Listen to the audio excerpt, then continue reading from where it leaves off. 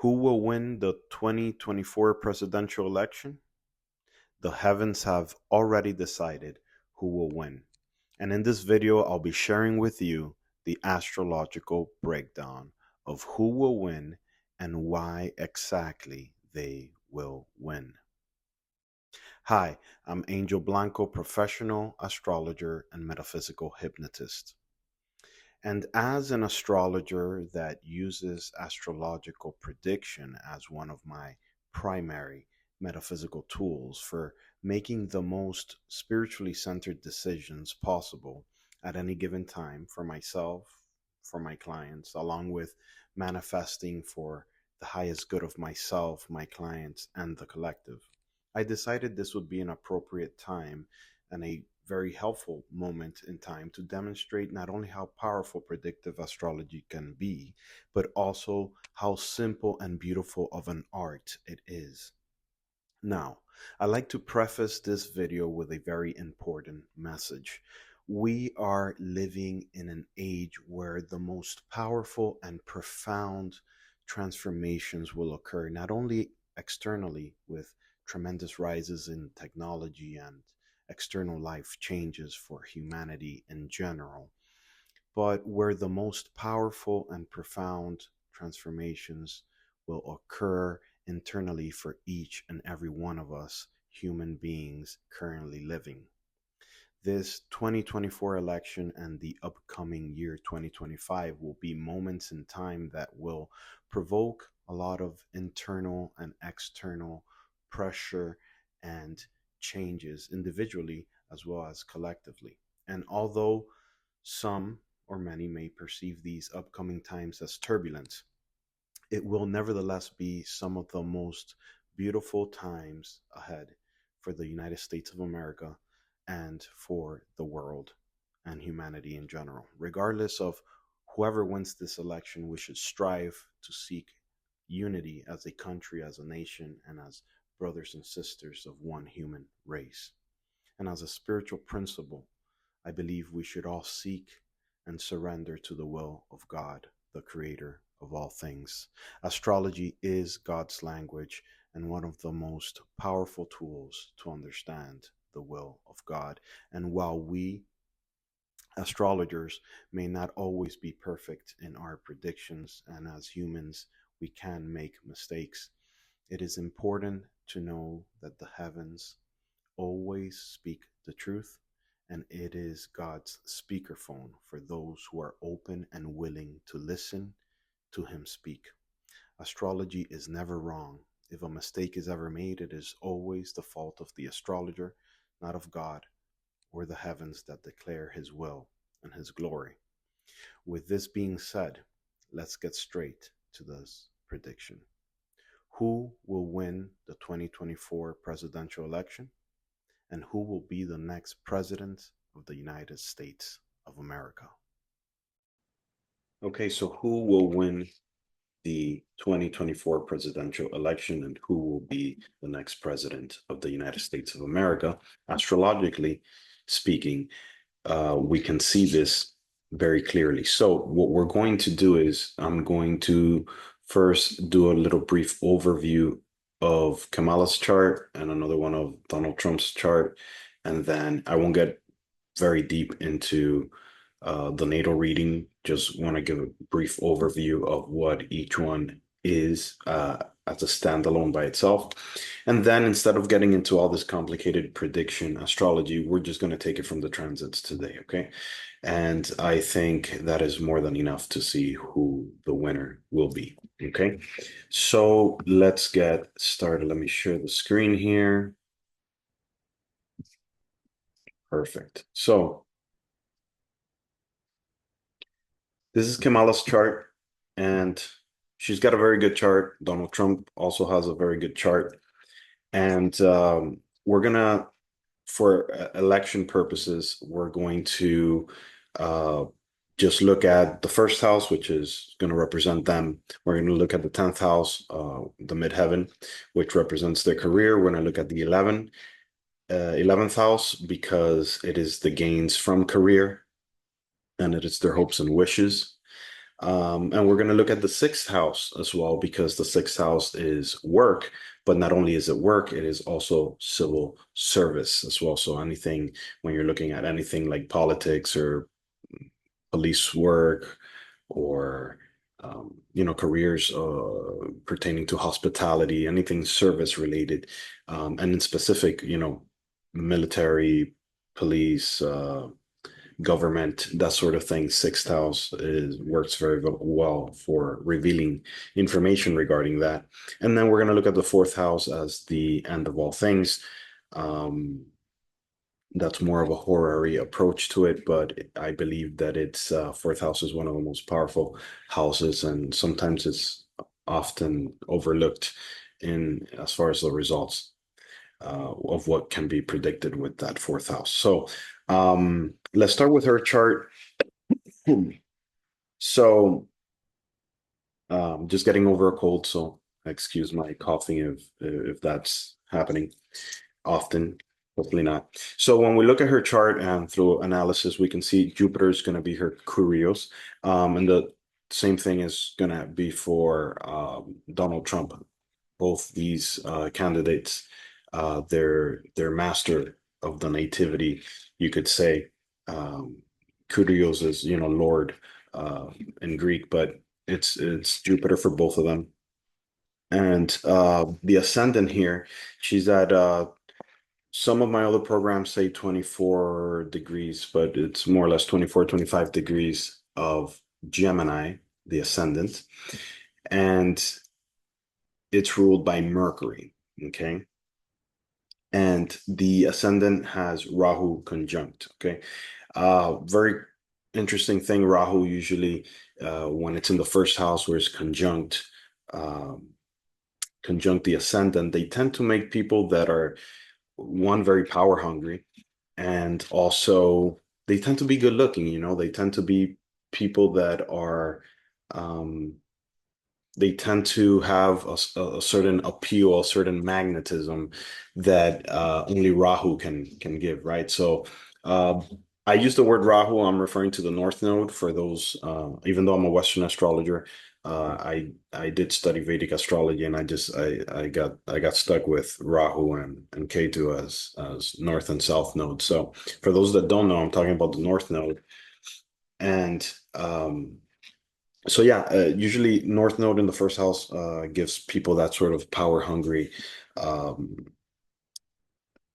characteristic, right? So Mercury is in Scorpio in the fifth house, and it is conjunct the Sun in Libra, and Sun is the ruler of her third house of communication.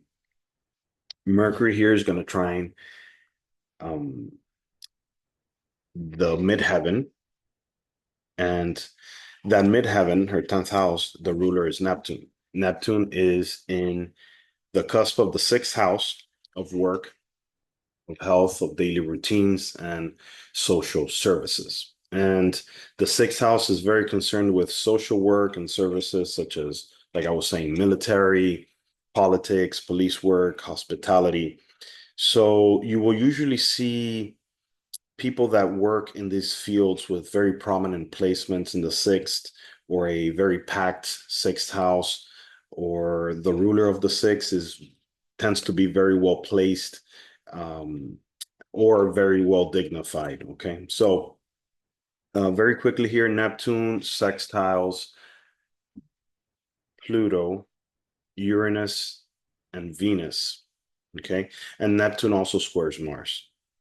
This is important for her because Pluto, and for our purposes here of what we're doing regarding, we're going to look at the transits for November 5th and the election to see how that's going to work out for her. So this is going to be important because Pluto is the ruler of the sixth house. Okay. And Mars, I'm using modern rulerships, but Mars is also its co-ruler, and that's going to play a part as well. So Mars is going to be the ruler of her 11th house, which is the house of friends, of hopes and wishes, of gains from career. Mars trines the moon, which is the ruler of her second. And, the second house is gains, resources, and self-worth. And the moon is located in the 11th in Aries. The moon sextile Saturn in Aquarius in the ninth, and that is the house of law, God, foreign travel, philosophy, and she's a lawyer. So that's very appropriate in regards to her placements. Her fourth house, as you can see here, is in the sign of Virgo and is ruled by Mercury, her same ascendant ruler. And Mercury's in the fifth, like I mentioned, conjunct the sun, and it's trine Saturn in the ninth. This again plays out quite appropriately for her dealing with the work, dealing with the work uh, I would say this is a confirmation of her role as a lawyer. Okay, so Saturn rules structure, politics, government, and Mercury rules contracts, paperwork, communication. And that Mercury that she has in Scorpio makes her quite powerful in that regard, especially when it comes to research and prosecuting in general. That's something that's very Scorpionic, very Plutonian. And Pluto likes to deal with things that are underground. So, it's sort of research underground, finding dirty secrets and stuff like that is something that comes into that sort of field. So, and I believe she was a prosecutor, if I'm not mistaken. So anyways, her fourth house contains the rulers of the ninth, sixth, fifth, and 12th houses. So Uranus ruling the ninth. We have Pluto ruling the sixth, and Venus ruling the fifth and the 12th.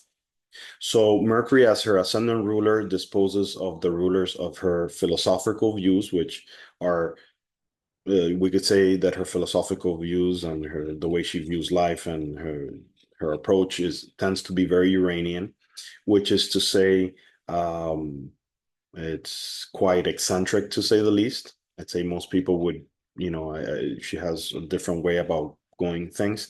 So it also disposes of Pluto, ruler of the sixth, of civil service, politics, and health, which describe her work in law and politics really quite well. And it also shows that her health is blessed, is blessed, having that Plutonian nature. There's a very Plutonian health and approach to her service, right? So her health, a lot of regeneration, death and rebirth, in these areas of her life of her health and of the way she approaches work. Okay. Um, I would say that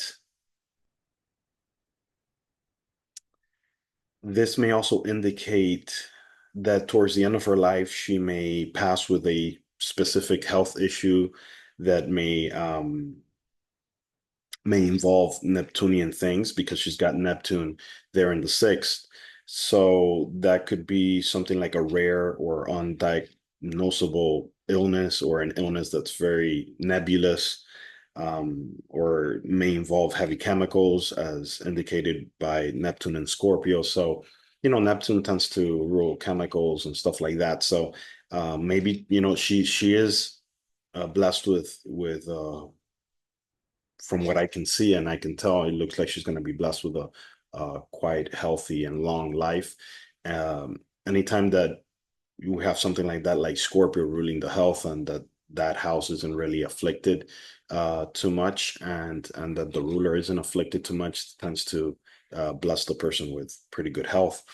And but yeah, towards the end of her life, she may have some sort of illness or something nebulous, Neptunian and Scorpio combination towards the end of her life. And maybe that is when she's very old. I mean, we all have to die from something. So this will tend to describe that a little bit, together with like the eighth house. Eighth house matters. So and the eighth house ruler will also dictate that as well, and maybe some of the 12th as well. So these are just possibilities for, but overall, like I said, she seems blessed with longevity. And interestingly enough, the ruler of her eighth house of death and longevity is Saturn, and its location in the ninth here indicates longevity, and also indicates that when she does die, there's a great possibility that she might die in a foreign country, right? The ninth is foreign country, and the ruler of the eighth is in the ninth. So this may happen maybe when she's vacationing. Um, so, being in the sign of Aquarius, ruled by Uranus, um, I'm speaking about Saturn here, being in the sign of Aquarius, ruled by Uranus. Saturn is traditionally also the ruler of uh, Aquarius, but again, I'm using modern rulerships here. So this may be sudden and unexpected. Her death may be sudden and unexpected as well, because again, the ruler sudden and unexpected in a foreign country, because the ruler of the eighth is in the ninth, and then is in the sign ruled by Uranus. So that's a possibility, but Uranus is located in the fourth, so she may die, let's say, in the land of her father, the fourth house father. So she may die suddenly in the land of where her father was born, so that, I don't know if her father was born in a foreign country or not, but that is to say, that is another possibility. As she gets older, of course, where there's not a reading about her life and her death, just wanted to show specific um, things that are pointed out by um, by her chart. Things that I saw just very quickly pertaining to these houses um, that we're going to be looking at. So, being in the sign of Aquarius will indicate that Uranian sort of expression for the ruler of her eighth. Um, So Venus, ruler of her fifth and her 12th, I think that this is going to be very important because she's in a Venus Fidaria right now. So it will very much dictate the expression of these transits, and the expression of the answer to our specific question of who will be the next president of the United States of America. I think this will be very interesting because Venus rules the fifth and the 12th.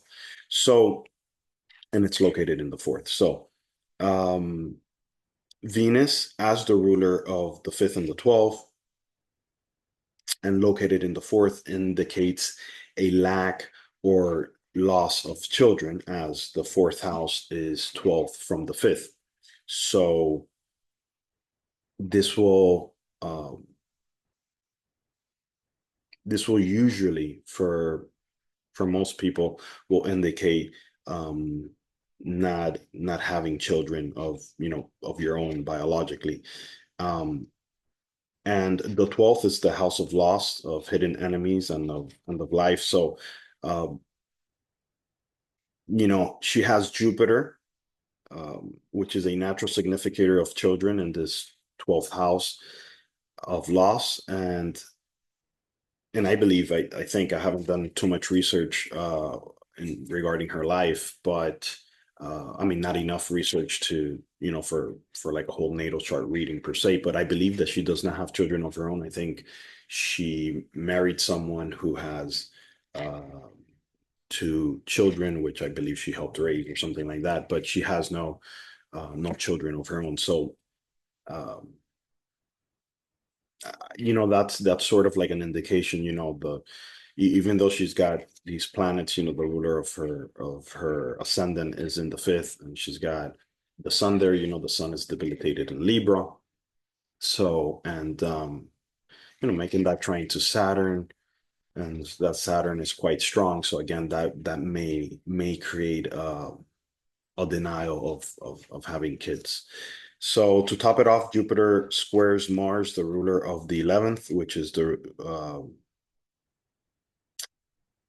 is 12 from the 12th. So this may indicate the inability to have kids also, astrologically speaking. So overall, when it comes to, professional career with that Saturn there in the ninth, conjunct the midheaven, you know, it gives her a life of good, good gain through civil service, and she's got overall a pretty good chart, I would say. Um, just looking real quick to see if there's anything else that I could probably mention.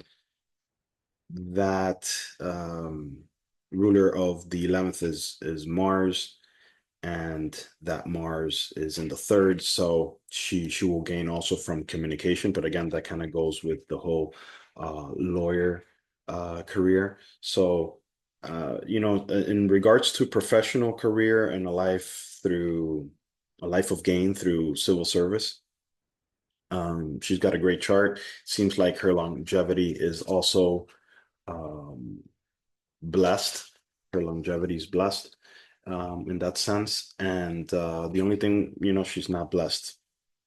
And again, that may be a blessing for some people and not a blessing for others. But when regarding kids and stuff like that, with Jupiter being in the 12th like that. So this will all play out as well when we look at the transits, okay?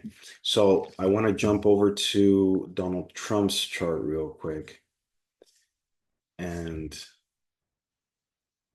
let's take a look at his chart. So, like I mentioned a moment ago, uh, he's the kudios of his chart is Jupiter, just like Kamala's chart, and I believe he's in a sun for Daria right now. So that's very important because his ascendant ruler is the sun. So his ascendant is at 29 degrees of Leo. And, all these N degrees, 20, 29, 28, 29 degrees, 0 degrees, they tend to be very critical degrees. So this will usually make someone, very recognizable. So, Leo tends to be it's one of the fixed signs of the zodiac, and it tends to just be very powerful, especially for within the ascendant, right? So his ascendant ruler is the sun, and the sun is in Gemini, located in the 10th house of career, publicity, fame, and recognition. Um, it's conjunct Rahu, and it's conjunct Uranus. And this is very meaningful because Uranus rules the sixth house of work, civil service, employees, and health. Rahu also uh, conjuncts his ascendant ruler and Uranus, which makes that 10th house 10 times more powerful.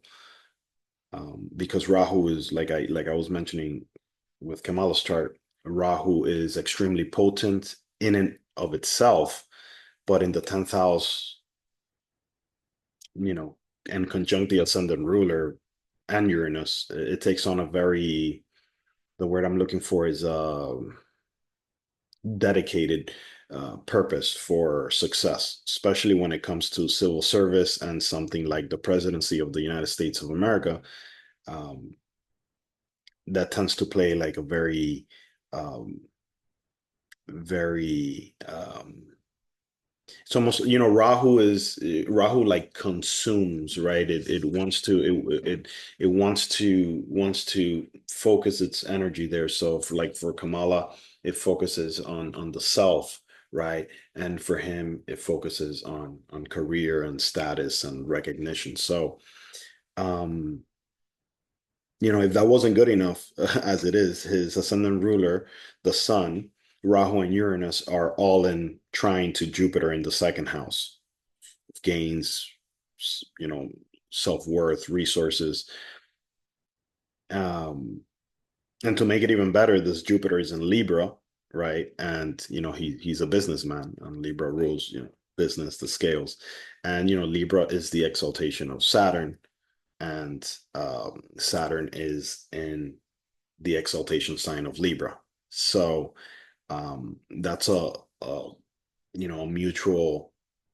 um, mutual reception. Sorry, mutual reception by exaltation. So that tends to be very powerful. So this Jupiter's in Libra and it's ruled by Venus, and Venus is the ruler of the 10th house. This blesses him greatly with success and monetary recompense from his career, and it indicates a life of luxury. Okay. And a life filled with resources and great awareness of his own self-worth. So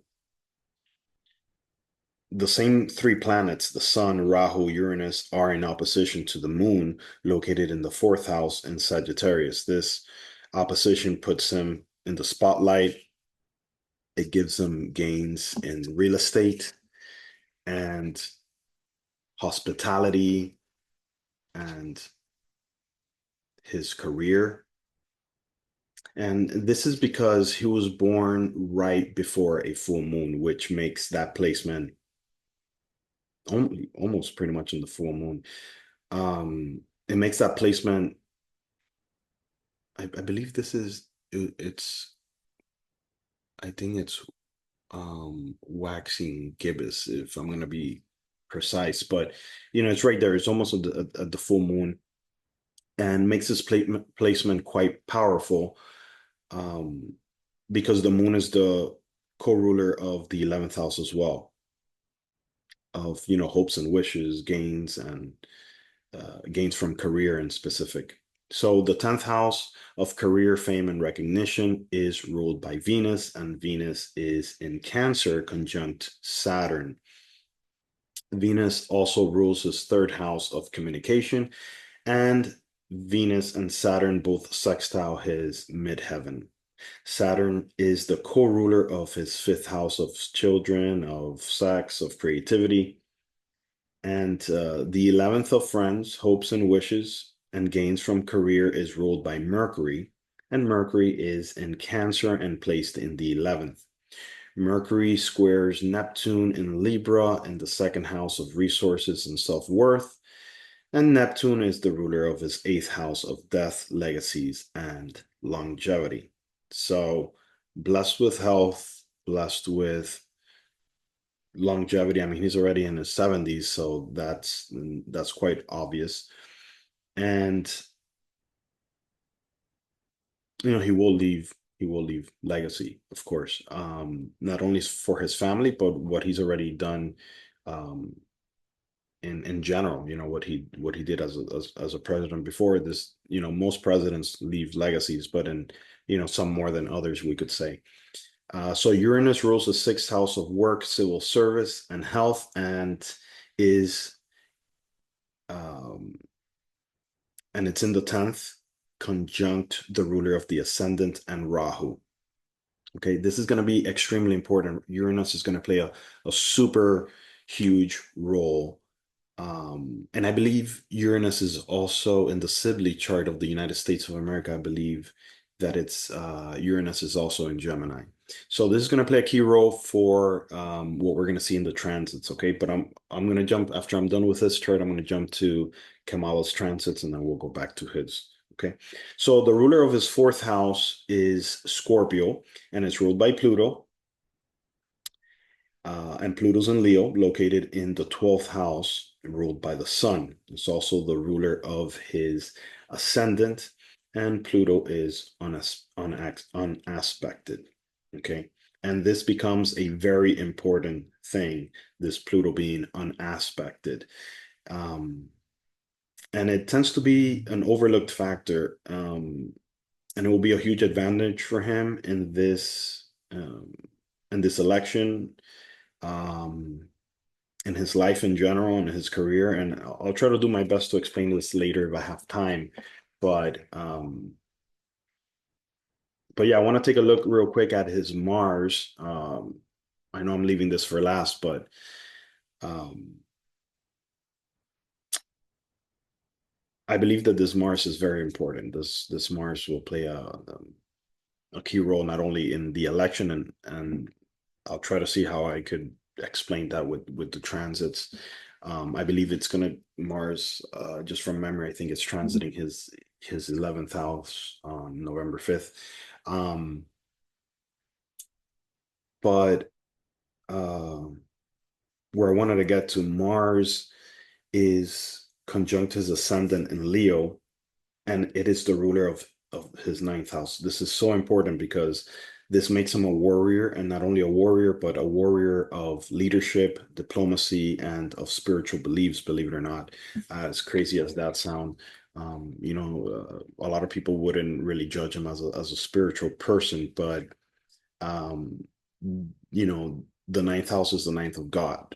It's the house of God. The ninth house is the house of God. Foreign travel. It's the natural house of Jupiter. So this Mars is very interesting in his chart because it squares the MC. It squares his midheaven, squares the 10th house, and it is in opposition to his part of fortune. Okay. But even though that's more the on the conflicting or challenging side, Mars, this Mars sextiles Rahu and the Sun, and Mars is in trine to the Moon. And these last two aspects, the Mars sextiling Rahu and the Sun, and Mars in trine to the Moon, they give them like the best thing I could come up with in explaining is, and I don't want to sound too, woo-woo, but it gives them divine protection. And I am a metaphysician, and I do work with metaphysically, with myself and my clients. Um, but I try to use these words like divine protection very, very sparingly.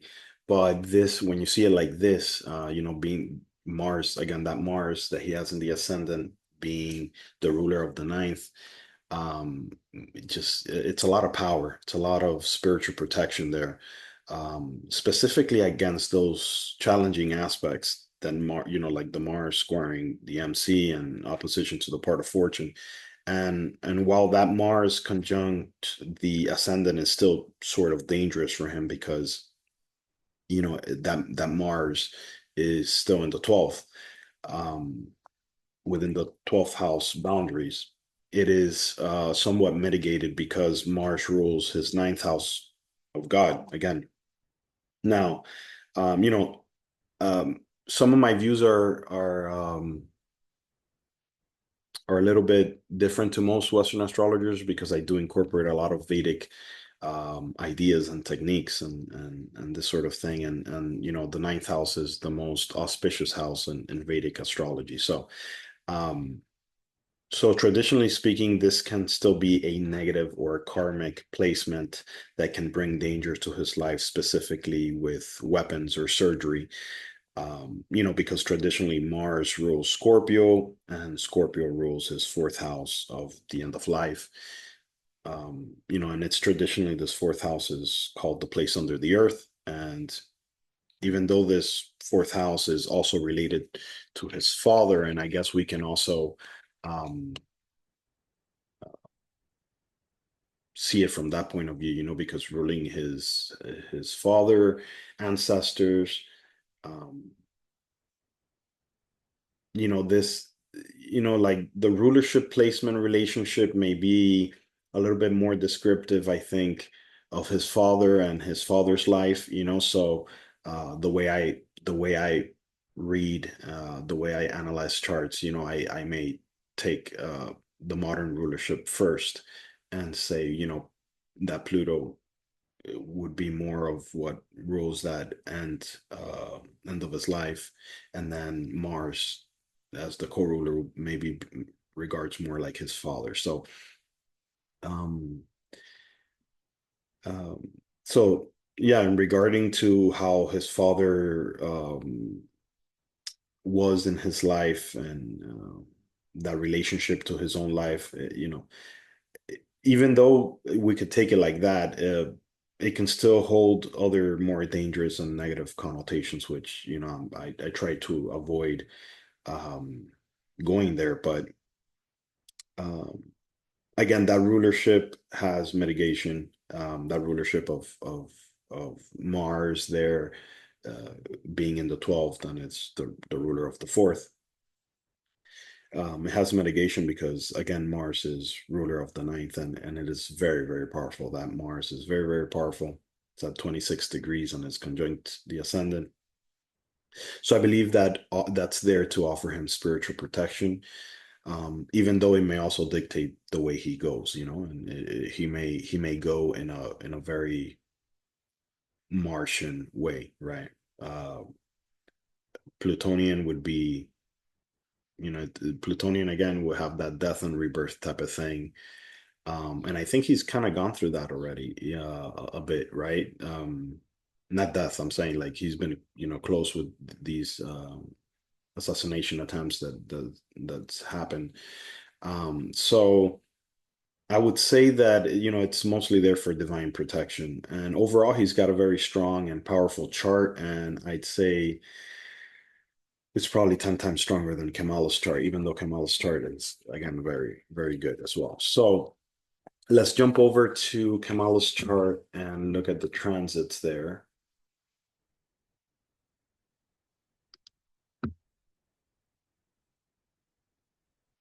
And I put these transits for, well, I'm 1111 hypnosis. So I love using 1111. So I put these transits for 11 p.m. on November 5th. Why? Because usually, the election if they're not done by that time, um, it's usually midnight or, um, or anywhere around there, 11 p.m., midnight, or 1 a.m. or 2 a.m. We never know. I don't remember exactly when I saw the results of the 2016, it was the 2016 elections, but it was quite late like that at night. So I put the transits for that time. There's not going to be a lot of changes if you do it any other time. So um okay, so for her, the transits, all right. So transiting ascendant ruler, which is Mercury, is in the sixth house of Sagittarius, and it squares the MC. So um, that's already not such a good thing, having the ascendant ruler uh, being in the sixth house, even though, again, it's an indication um, that it's really like she's applying for the job, right? Like, it's related to work, it's related to civil service. So it's in the sixth house and it's going to square her MC, is going to square the midheaven, squares that 10th house of career. So that tends to be more of a challenging aspect. Okay. Transiting Jupiter is in her 12th house, and it is conjunct the part of fortune, and it's almost on the ascendant, but it's still not there, not quite there. So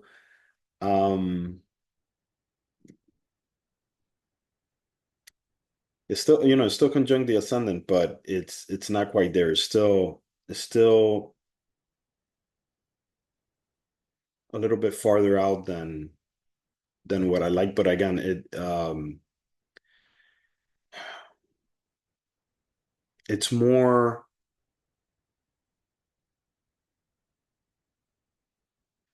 I'm more concerned, I guess, with that transiting Jupiter squaring natal Venus in the fourth. Again, I'm trying to be, even though I did vote for a specific candidate, I'm trying to be as unbiased as possible, meaning when I'm reading the transits for her, you know, basically rooting for her, like, oh, how well can you do, right? And then when I'm reading his chart, hey, how well can you do? Kind of like a coach, um, you know, coaching their players, right? Kind of like, I'm trying, so when I say this concerns me in regards to her winning or losing, it's not, and the same for Donald Trump, like, well, this concerns me regarding this other thing. Um, as I'm reading, I try to disconnect myself, and when I'm doing this work, disconnect myself from my specific views. So I want to be as unbiased as possible. So this transiting Jupiter squaring natal Venus in the fourth doesn't look good as well. Venus rules her fifth and her 12th houses, so this denies her the feeling of pleasure during this time and accentuates, you could say, the feeling of loss. So it denies pleasure and makes her feel more like on the spectrum of loss. So due to Jupiter being retrograde and in the 12th, and Venus being the ruler of the 12th square with Jupiter, that there already by itself feels like a denial of uh, of the presidency. So let's look at the ruler of her sixth house. The ruler of her sixth house, Pluto, is transiting the eighth house of death. That's not a good thing, even though we're talking about loss, transformation, and other people's money as well. So we could say that she has transformation or that she gains money even if it comes with the loss. So I don't know how that works specifically in politics, but I'm assuming um, she has some specific type of gain from other people's money during this time. And I would say that she will experience profound death and rebirth feelings with this specific transit, and it's going to be there for quite a bit. So transiting Pluto also squares the moon and the sun, natal moon and sun. So that in itself, Pluto squaring both the luminaries and, transiting transiting Pluto squaring both luminaries is, I believe, quite difficult. I would even say um, nervous breakdown, maybe, of how difficult this may be for her. If she hasn't had the nervous breakdown already, it's quite difficult, I would say, this moment for her. I would say the amount of pressure, maybe her going through this allows her to maybe reassess of what she wants to do with her life. So I guess that placement is quite requires soul searching from her quite a bit. Okay, so the ruler of her 10th, and we're gonna get a little bit more into the meat of this. Ruler of her 10th, Neptune, is in the 10th, which is a good thing for her, or at least looks like a good thing for her, and it's probably her strongest transit placement. But Neptune squares the ascendant, so that's another denial because as this Neptune is transiting the 10th and it squares that ascendant, is pretty much telling you, hey, you're not getting the job, right? Um, so Saturn's also transiting the 10th. Yes, Saturn's transiting the 10th. And that seems to resonate with her natal Saturn placement a bit because it's conjunct, her natal Saturn is conjunct the MC, but it is in square to transiting Uranus, and it is in opposition to natal Pluto and natal Uranus.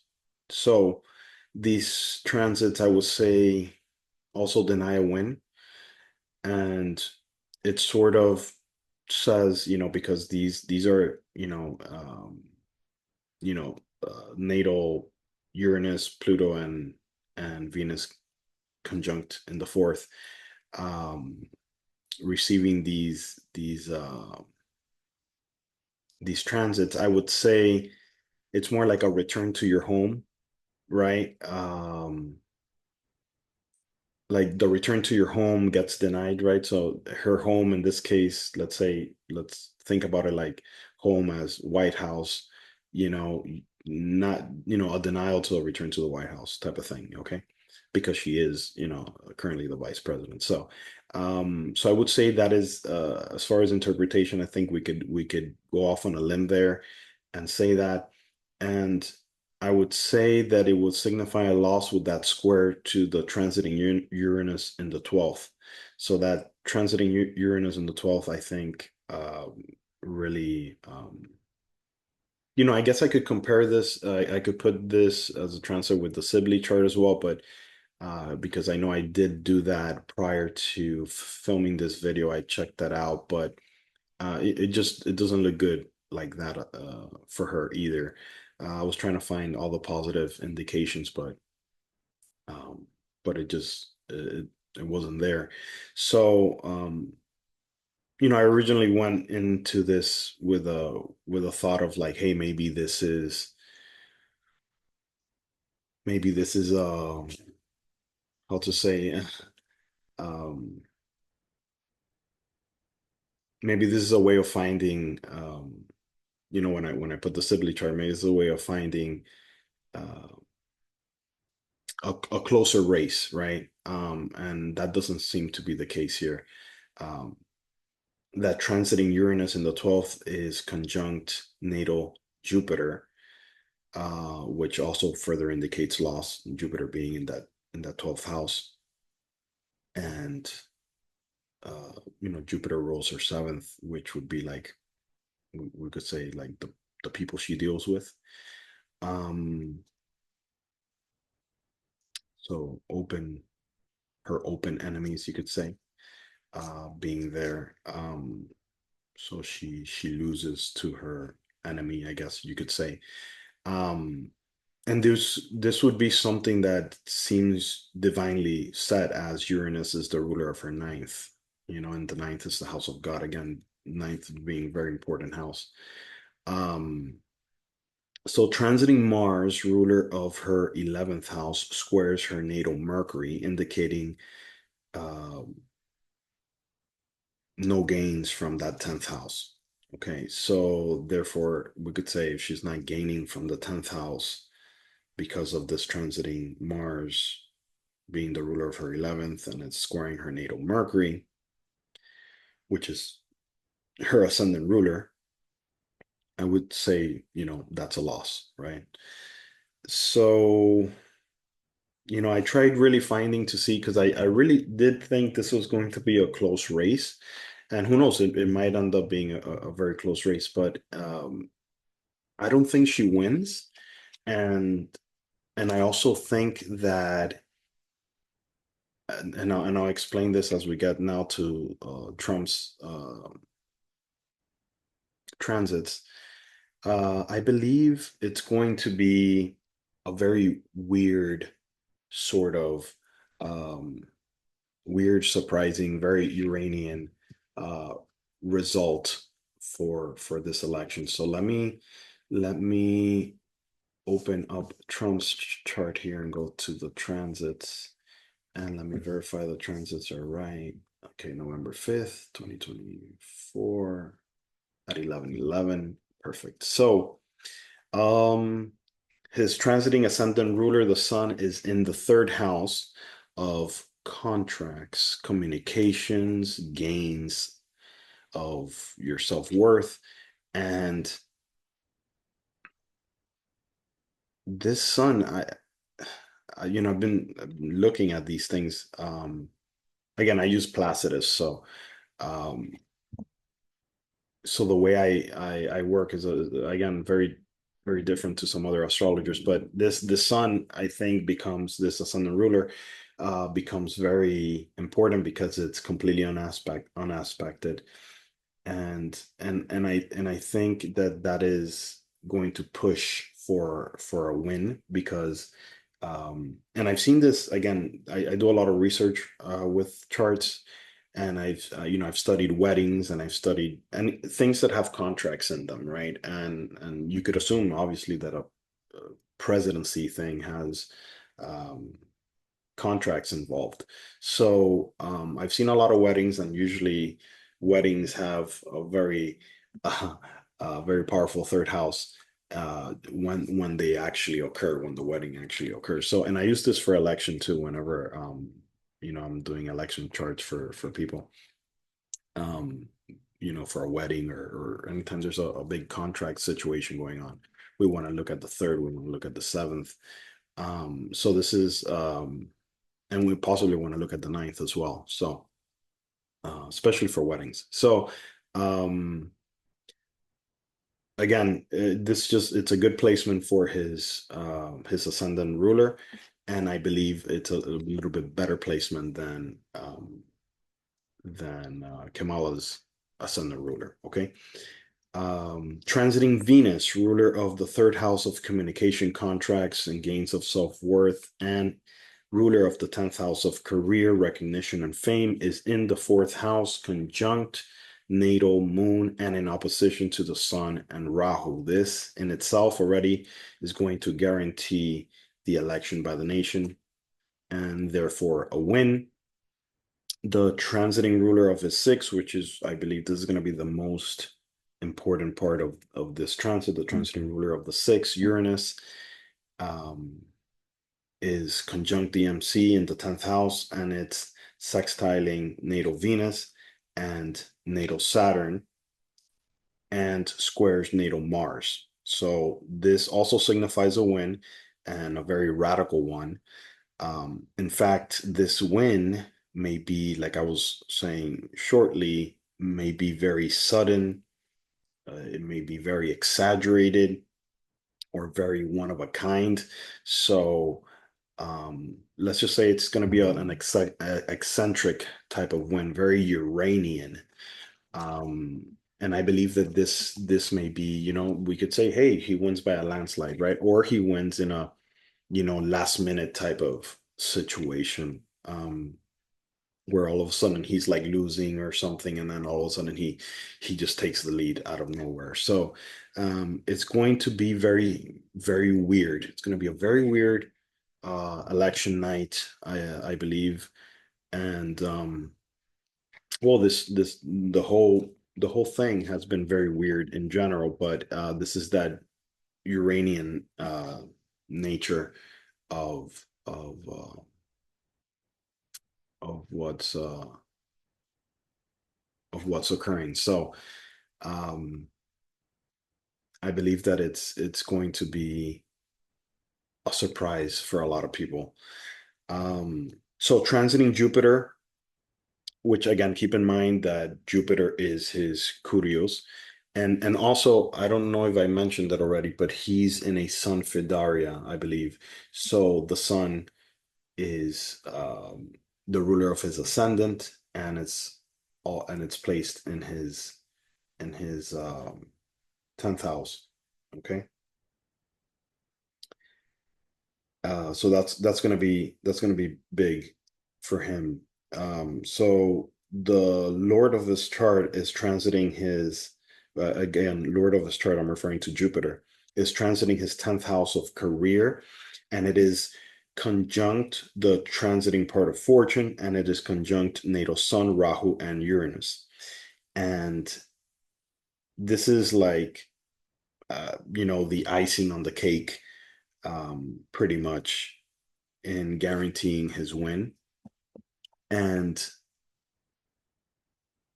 another thing to look at is this transiting Mercury, which is the ruler of the second and of the 11th houses, because it's transiting the fourth house and sextiles natal Neptune.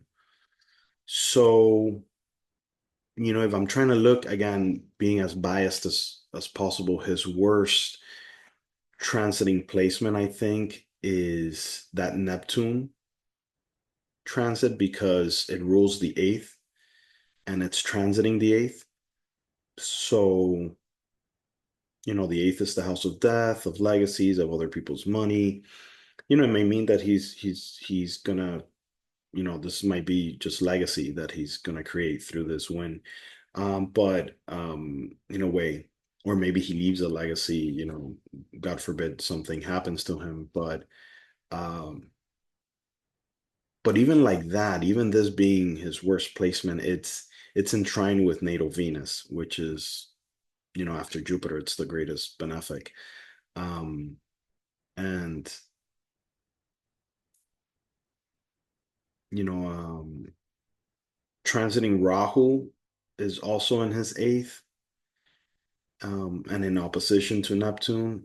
And, that may seem like concerning, superficially speaking, but it's not a big problem because this transiting Jupiter is conjunct natal Rahu. So I would say this softens up the expression of how that Rahu in the eighth acts for him. So I believe that just with these things, I could go deeper into this, and I've seen the solar returns um, and the secondary progressions, and I've done all this stuff. But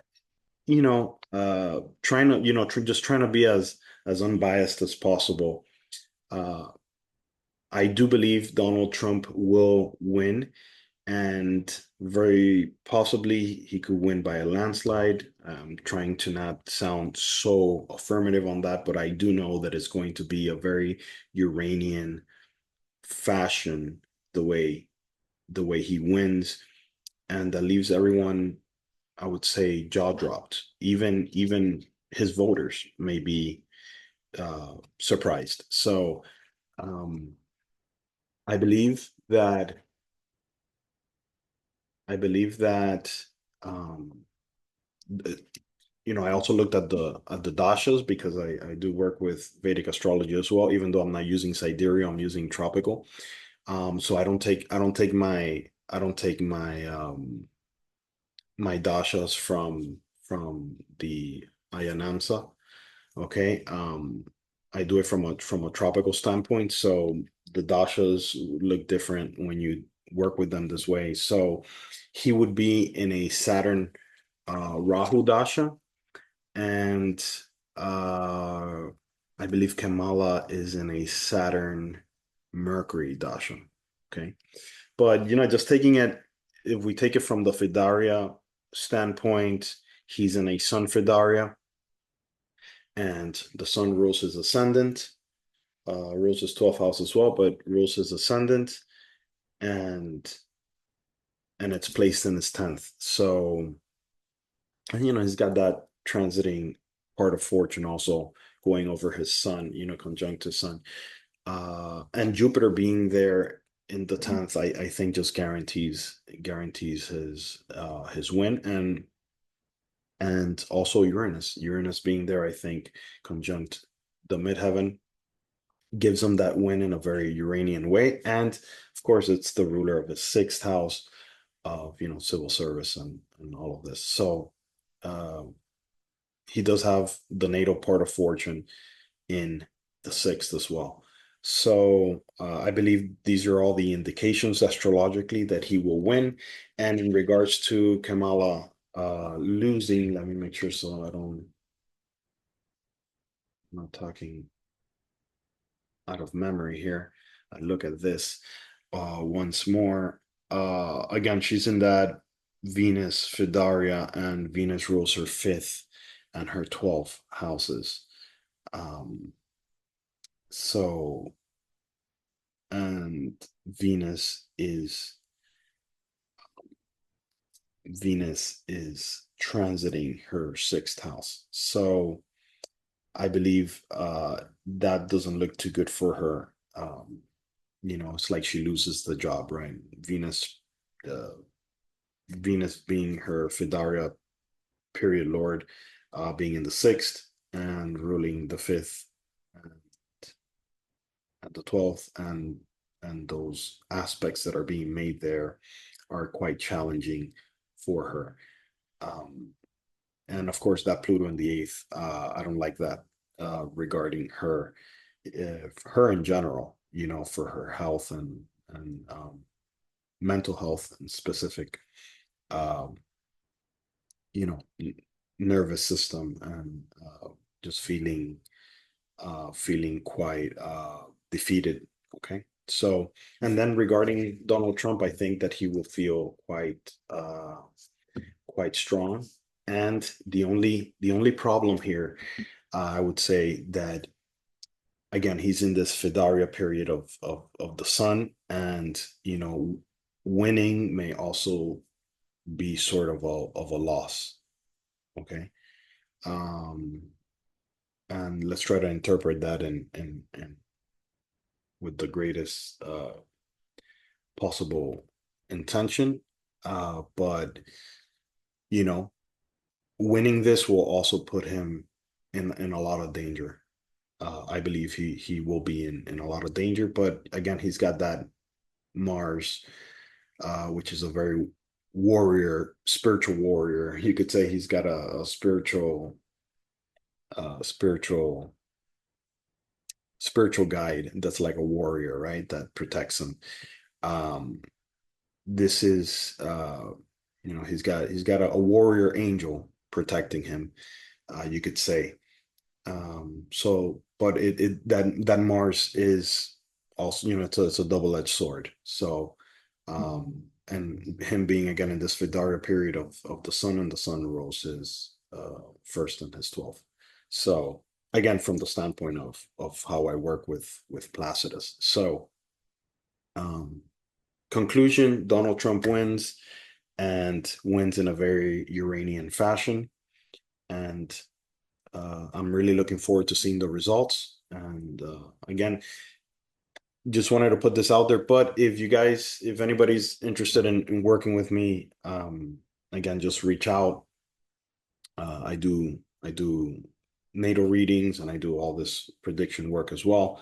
And I also practice hypnosis for many, many years. And it's something that I do in a very unique fashion, because I do work metaphysically, and I'm using Bach flowers, and I'm using astrology and a bunch of very cool metaphysical approaches and tools within astrology uh, to serve as astrological remediations, and things that I'm very proud to say work very, very well. So anyways, I hope you've enjoyed this video, and let's see what the results are. Okay, take care. Bye bye.